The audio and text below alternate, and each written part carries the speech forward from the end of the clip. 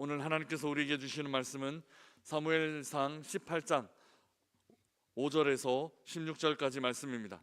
사무엘상 18장 5절에서 16절까지 말씀 우리 함께 한 목소리로 봉독하겠습니다.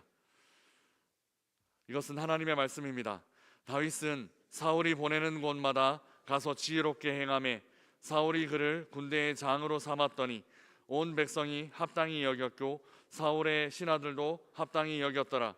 무리가 돌아올 때 곧 다윗이 블레셋 사람을 죽이고 돌아올 때에 여인들이 이스라엘 모든 성읍에서 나와서 노래하며 춤추며 소고와 경쇠를 가지고 왕 사울을 환영하는데 여인들이 뛰놀며 노래하여 이르되 사울이 죽인 자는 천천히요 다윗은 만만히로다 한지라. 사울이 그 말에 불쾌하여 심히 노하여 이르되 다윗에게는 만만을 돌리고 내게는 천천만 돌리니 그가 더 얻을 것이 나라 말고 무엇이냐 하고 그날 후로 사울이 다윗을 주목하였더라. 그 이튿날 하나님께서 부리시는 악령이 사울에게 힘있게 내림에 그가 집안에서 정신없이 떠들어대므로 다윗이 평일과 같이 손으로 수금을 타는데 그때에 사울의 손에 창이 있는지라. 그가 스스로 이르기를 내가 다윗을 벽에 박으리라 하고 사울이 그 창을 던졌으나 다윗이 그의 앞에서 2번 피하였더라. 여호와께서 사울을 떠나 다윗과 함께 계심으로 사울이 그를 두려워한지라. 그러므로 사울이 그를 자기 곁에서 떠나게 하고 그를 천부장으로 삼음에 그가 백성 앞에 출입하며 다윗이 그의 모든 일을 지혜롭게 행하니라. 여호와께서 그와 함께 계시니라. 사울은 다윗이 크게 지혜롭게 행함을 보고 그를 두려워하였으나 온 이스라엘과 유다는 다윗을 사랑하였으니 그가 자기들 앞에 출입하기 때문이었더라. 아멘. 다윗이라는 이름의 의미는 사랑받는 자, 영어로 하면 beloved라는 의미를 갖고 있습니다. 다바드라는 동사에서 유래하였는데요. 사실 다바드는 구약 성경에 한 번도 동사로는 사용되지 않았습니다. 대신 이 동사의 분사 형태인 도드가 사랑받는 이라는 형용사적 의미 그리고 형용사에서 파생된 명사의 의미를 갖고 있습니다. 아가서에서 나의 사랑하는 자 도디가 바로 이 도드의 변형 형태입니다. 어제 본문에서 다윗은 자신의 이름의 의미에 걸맞게 사람들의 사랑을 받았습니다. 특별히 사울의 아들 요나단에게 사랑받았습니다. 성경은 요나단이 다윗을 생명과 같이 사랑했다라고 그렇게 기록하고 있습니다. 이렇게 서로 사랑하는 관계가 맺어진 것은 영적인 문제다라고 어제 말씀드렸습니다. 요나단과 다윗은 하나님에 대한 고백이 거의 비슷하게 일치했고 이 영적인 문제 때문에 마음이 하나 되었고 서로 사랑을 나눌 수 있게 되었다라고 말씀드렸습니다. 그런데 오늘 본문에는 그 사랑받는 자가 미움받게 된 이야기를 기록하고 있습니다. 블레셋과의 전쟁을 마치고 개선하는 행렬을 맞이하며 여인들이 춤추고 노래했습니다. 이 여인들의 노랫말이 사울의 귀를 심히 거슬리게 하였습니다. 우리 6절에서 7절 말씀 우리 함께 읽어보겠습니다. 6절 7절입니다. 무리가 돌아올 때 곧 다윗이 블레셋 사람을 죽이고 돌아올 때에 여인들이 이스라엘 모든 성읍에서 나와서 노래하며 춤추며 소고와 경쇠를 가지고 왕 사울을 환영하는데 여인들이 뛰놀며 노래하여 이르되 사울이 죽인 자는 천천히요 다윗은 만만히로다 한지라. 아멘. 여인들은 전쟁에 공을 세운 사람들을 칭송하며 환영하며 노래했습니다. 그런데 여기에 나오는 숫자가 문제가 되었습니다. 사울이 죽인 자는 천천히고 다윗은 만만이다라고 노래했기 때문입니다. 왕인 사울에게는 천천만 돌렸고 신하도 아니었던 소년 다윗에게는 만만히 돌아갔습니다.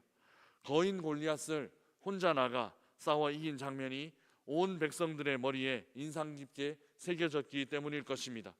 이 노래를 듣고 사울은 왕답게 그저 초연하게 넘겼으면 좋았을 텐데 그렇게 할 수 없었습니다. 우리 8절 9절 말씀 함께 읽어보겠습니다. 사울이 이 말에 불쾌하여 심히 노하여 이르되 다윗에게는 만만을 돌리고 내게는 천천만 돌리니 그가 더 얻을 것이 나라 말고 무엇이냐 하고 그날 후로 사울이 다윗을 주목하였더라. 아멘. 사울은 여인들의 노래를 심히 불쾌해했습니다. 그리고 다윗에게 돌린 만만이라는 숫자는 자기 자리를 노리는 것, 왕의 자리를 노리는 것, 즉 반역과 같은 것이다 라고 단정했습니다. 사실 이 말은 전혀 틀린 말은 아닙니다. 왜냐하면 사무엘은 이미 다윗에게 기름을 부었고 하나님은 사울을 버리고 다윗을 왕으로 세우셨기 때문입니다. 어른이며 왕인 사람이 어린아이이고 아무 힘도 없는 어린 소년을 향해 심한 질투심을 드러내고 있습니다. 이 질투심은 단순히 감정적인 차원에서 그치지 않고 적개심으로 표출되었고 자기 자리를 노리는 그 반역과 같은 그 자기 자리를 노리는 요주의 인물로 인식하게 되었습니다. 그날 후로 사울은 다윗을 주목했다라고 성경은 기록하고 있죠. 다음 날 사건 하나가 발생합니다. 다윗은 다시 예전처럼 사울 앞에서 수금을 연주하고 있었습니다. 우리 10절 11절 말씀 함께 읽어보겠습니다. 10절 11절 말씀입니다. 그 이튿날 하나님께서 부리시는 악령이 사울에게 힘있게 내림에 그가 집안에서 정신없이 떠들어대므로 다윗이 평일과 같이 손으로 수금을 타는데 그때에 사울의 손에 창이 있는지라 그가 스스로 이르기를 내가 다윗을 벽에 박으리라 하고 사울이 그 창을 던졌으나 다윗이 그 앞에서 2번 피하였더라. 아멘. 10절은 이튿날 일어난 일이라고 사건이 일어난 시간을 알려주고 있습니다. 큰 승리를 거두고 개선한 다음 날 사건이 일어나는 것입니다. 다윗을 향한 질투심 때문에 사울은 또다시 악한 영에 사로잡히게 됩니다. 힘있게 내렸다라는 표현에서 굉장히 강력하게 영적인 문제, 정신적인 문제가 발생한 듯합니다. 다윗은 사울을 진정시키기 위해 여느 때처럼 수금을 연주하였습니다. 이때 사울이 창을 쥐었고 다윗을 향해 그 창을 던졌습니다. 다행히 2번이나 다윗은 창을 피했습니다. 미움과 질투가 살인미수로 이어지는 것입니다. 힘과 권력을 가진 사람이 정신적으로, 영적으로 온전하지 못하게 되면, 문제가 발생하게 되면 이렇게 힘들어질 수 있다라는 것이 오늘 본문의 이야기입니다. 나라를 위해 큰 공을 세운 좋은 사람을 정치적으로 박해하고 또 숙청하는 일은 동서고금을 막론하고 사람들의 역사에서 드물지 않게 일어나는 일입니다. 정치적인 문제가 그 마음 가운데 개입하기 때문입니다. 다윗이 이렇게 위기를 겪은 것은 역설적으로 사울의 두려움 때문이었습니다. 12절에서 사울은 다윗을 두려워하고 있습니다. 우리 12절 말씀 함께 읽어보겠습니다. 여호와께서 사울을 떠나 다윗과 함께 계심으로 사울이 그를 두려워한지라. 아멘. 첫째로 사울이 다윗을 두려워한 이유는 하나님과의 관계 문제였습니다. 하나님은 사울을 떠나셨습니다. 사울이 하나님의 말씀에 불순종했기 때문이죠. 사실 하나님이 사울을 떠났다기보다는 사울이 먼저 하나님을 떠난 것입니다. 그 후 하나님은 다윗에게 임하셨고 다윗과 함께 하셨습니다. 사울이 두려워했던 것은 바로 이 때문이었습니다. 언젠가 사울 자신도 예언자 중에 있을 정도로 하나님의 영에 충만했던 적이 있었습니다. 그러나 지금 자신의 모습은 악한 영들에게 눌려 살아가는 신세가 되고 말았습니다. 그러다 보니 하나님이 함께 계시는 그 다윗이 두려워진 것입니다. 영적인 상태 혹은 영적인 충만함의 차이가 두려움을 만들어낼 수 있습니다. 두 번째로 사울이 다윗을 두려워하게 된 이유는 사람들과의 관계 때문이었습니다. 사울은 다윗이 사람들 앞에서 지혜롭게 행함을 보고 두려워합니다. 15절 말씀 우리 함께 읽어보겠습니다. 15절입니다. 사울은 다윗이 크게 지혜롭게 행함을 보고 그를 두려워하였으나. 아멘. 사울은 다윗을 자기 곁에서 떠나게 합니다. 다윗을 천부장으로 삼고 왕궁이 아니라 백성들과 함께 거하게 했습니다. 일종의 좌천된 것이라고 볼 수 있고 왕궁에 머무는 어떤 특권을 취소한 것이라고 볼 수 있습니다. 그런데 이 일도 사울을 두렵게 만들었습니다.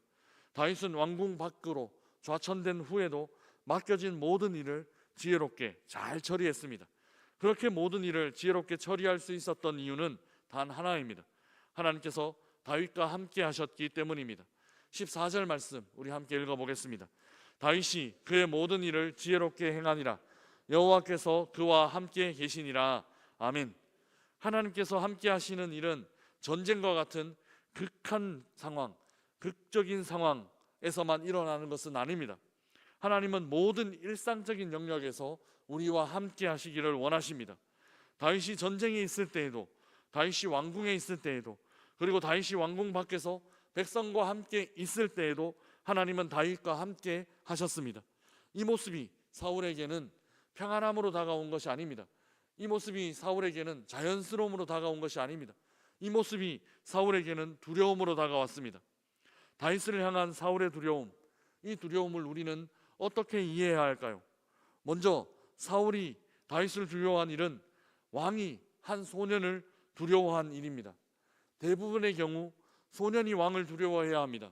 심지어 왕 앞에서 소년이 아니라 어른, 성인이어도 함부로 머리를 들 수 없었을 것입니다. 그런데 반대의 일이 일어나고 있습니다. 왕이 소년 하나를 두려워하고 있는 일이 오늘 본문에서 펼쳐지고 있는 것입니다. 두 번째로 사울이 다윗을 두려워한 일은 사랑받는 사람을 두려워한 일입니다. 16절 말씀 우리 함께 읽어보겠습니다. 16절입니다. 온 이스라엘과 유다는 다윗을 사랑하였으니 그가 자기들 앞에 출입하기 때문이었더라. 아멘. 온 이스라엘과 유다가 다윗을 사랑했습니다. 그리고 아들 요나단도 다윗을 생명처럼 사랑했습니다. 심지어 사울 자신도 이전에는 다윗을 그렇게 아꼈습니다. 그런데 지금 사울은 그 온 백성에게 사랑받는 사람을 오히려 사랑하지 않고 혹은 사랑의 공감을 나누고 있는 것이 아니라 두려워하고 있습니다. 온 백성에게 사랑받는 다윗을 단 한 사람 사울만은 사랑할 수 없었습니다. 사랑하지 않을 정도에 머무는 것이 아니라 사울은 다윗을 두려워하기에 이릅니다. 종합해보면 왕인, 어른 사울이 온 백성에게 사랑받는 어린아이 다윗을 두려워하는 참 아이러니한 일이 오늘 본문에서 일어나고 있는 것입니다. 사랑하는 여러분, 왜 이런 일이 일어났을까요? 이는 그냥 인간적인 문제가 아닙니다. 그냥 정치적인 문제가 아닙니다. 이 문제는 영적인 문제다라고 밖에 설명할 수 없습니다. 요나단과 다윗의 마음이 하나 되어 서로 사랑하게 된 일도 영적인 문제이지만 누군가를 미워함으로 관계가 깨어지고 더 이상 회복될 수 없는 관계에 이르는 것도 영적인 문제입니다. 사울은 왕이기 이전에 하나님의 영이 떠나버린 사람입니다. 그래서 이 문제는 하나님의 영을 잃어버린 사람이 하나님의 영으로 충만한 사람을 두려워하게 된 문제라고 표현할 수 있습니다. 사랑하는 명선의 가족 여러분, 사랑받는 자다 이름 가진 자를 사랑하지 못하고 미워하게 되는 역설적인 이야기가 바로 오늘 본문의 이야기입니다. 왕이라고 불렸지만 한 소년에게 두려움을 느끼고 심각한 두려움을 느끼고 모든 사람에게 사랑받는 사람을 미워하는 이 역설은 영적인 문제다라고밖에 설명할 수 없습니다. 하나님이 늘 함께 하시는 다윗을 하나님의 영이 떠나버린, 하나님으로부터 버림받은 사울이 이렇게 대할 수밖에 없었던 것입니다. 우리의 영적인 상태는 어떠합니까? 최소한 온 백성이 사랑하는 사람은 함께 사랑할 수 있을 정도의 수준은 되어야만 합니다. 왕의 자리는 아니다 하더라도 내가 서 있는 그 자리에서 합당한 자존감으로 다른 사람들과 당당하게 관계 맺는 그런 여유, 이 정도의 수준, 이 정도의 여유가 하나님께서 함께 하시느냐 아니냐로 가름되어 줄 수 있다라는 것이 오늘 본문의 말씀인 것입니다. 우리의 영적인 상태는 어떤 상태입니까? 하나님께서 함께 하시는 오늘 하루가 되시기를 주님의 이름으로 축복합니다. 우리의 모든 일상, 우리의 자녀들의 모든 일상 가운데 우리 주님께서 함께 하시고 주의 자녀로서 자존감 가득하게, 자존감 충만하게 하나님께서 우리에게 주시는 그 영적인 여유로움 가운데 거하는 오늘 하루가 되시기를 주님의 이름으로 축복합니다. 우리 주신 말씀 생각하며